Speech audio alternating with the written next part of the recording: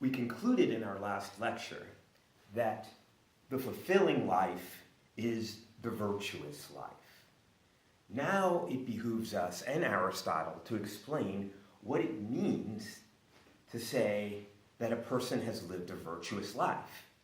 In other words, we have to explain what virtue is.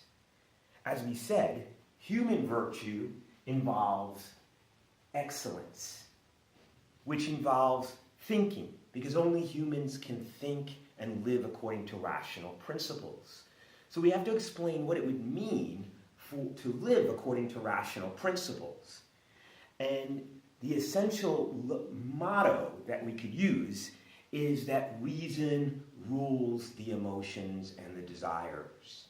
Humans, as we said before, are living creatures who have desires and consciousness and can enjoy and feel pain. And what we do, unlike other animals, is we are able to consciously, self-consciously recognize when we're doing this and use reason to control the expression of these emotions and desires. So how would that work? Well, let's take a basic desire that we all have, say for food and for water. Let us say that you and I are shipwrecked and the Titanic has sunk and here we are on the lifeboat. And so we look around us and we find water everywhere, but we don't have any fresh water. All we see is salt water. We're thirsty. So our natural desire tends toward the water that we see all around us. We're thirsty, there's water. But our reason tells us that this water is bad for us, that if we drink this water, not only will it not quench our thirst, it will actually make us thirstier and dehydrate us more quickly.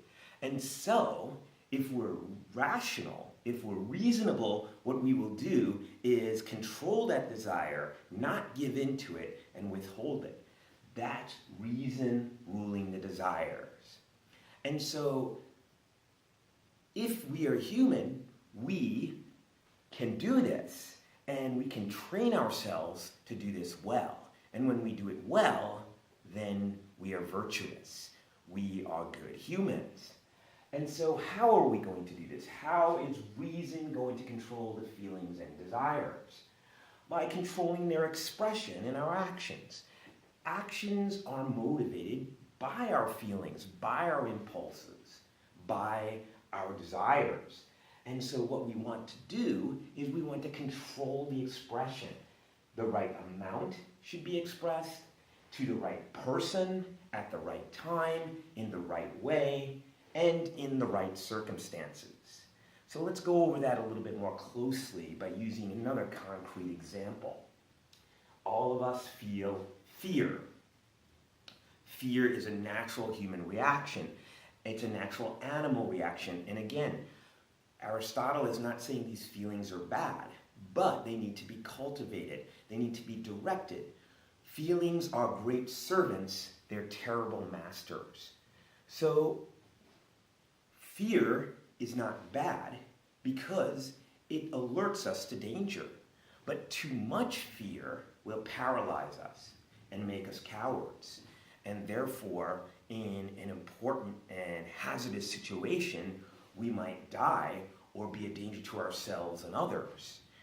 But since fear alerts us to danger, when feeling too little fear, we will not be properly cautious in the situation and might again harm ourselves and others. So Aristotle says it behooves us to express or to allow our fears to express the right amount, neither too much nor too little. He calls it the golden mean.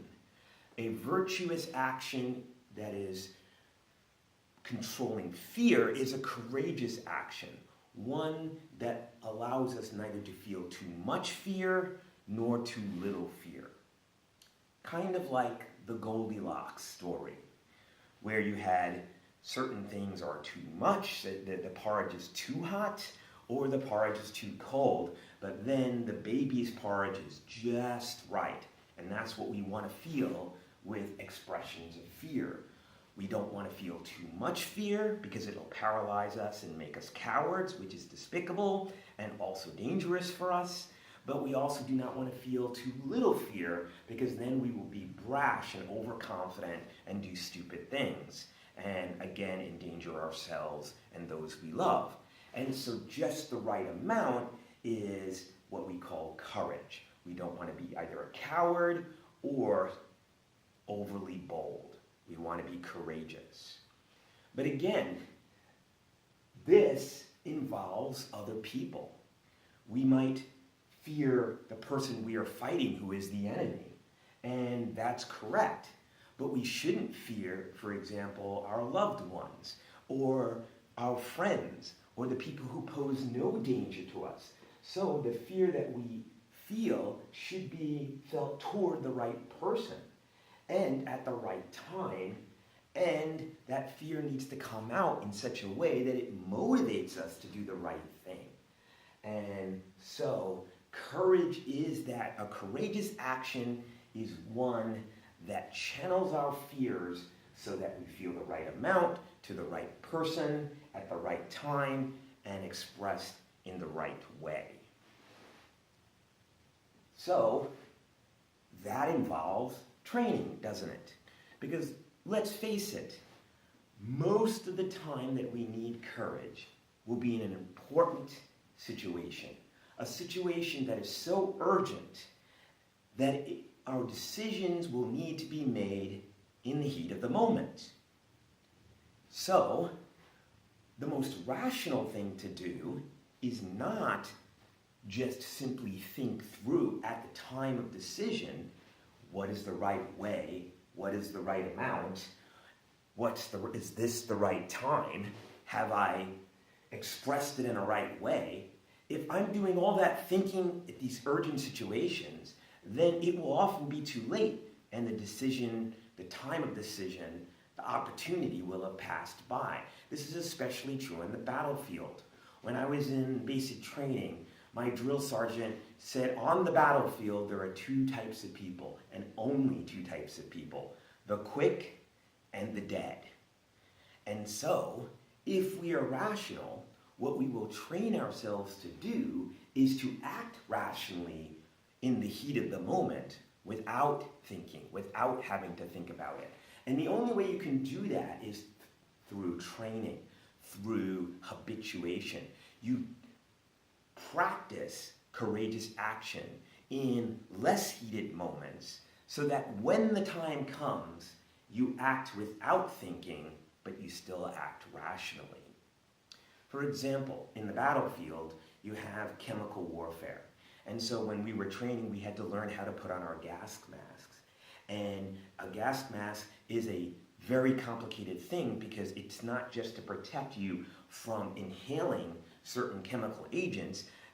Such agents as nerve gas will actually seep in through your skin. So you need to learn how to cover your body with this MOP gear, which is short for military operational posture. And there are different levels of this, MOP 1 through MOP 4.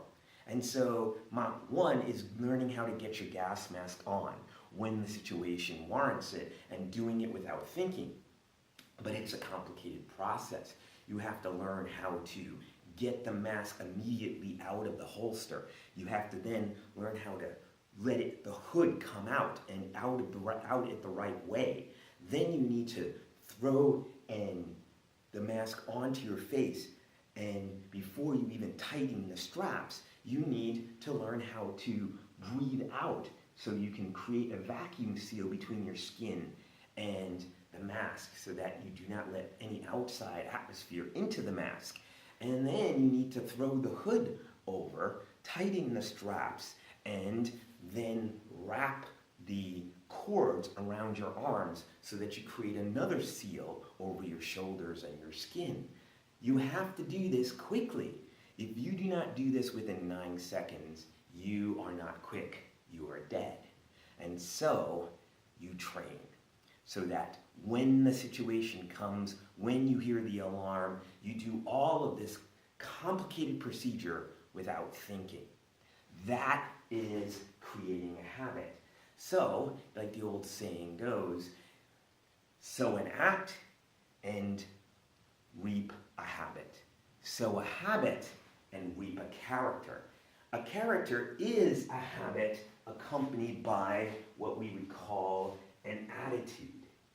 Not only have you trained yourself to do these things naturally without thinking, acting rationally without having to reason through it at every moment of the day, but you have learned to enjoy it. You've become a person who's inclined to do this whenever the situation warrants. And thus you create a character, what Aristotle calls a disposition. So now we see the full measure of a virtue. A virtue isn't just simply acting rationally. It isn't simply reason ruling. It's reason training the emotions so that you develop a certain type of admirable character. Courage isn't just acting courageously. It's doing it so often in the right amount, toward the right people, at the right time, in the right circumstances, in the right way, that you develop this naturally courageous disposition. When you have done that, you are a person who enjoys courage and does it for itself, and therefore you have a courageous character. This is the virtue of courage.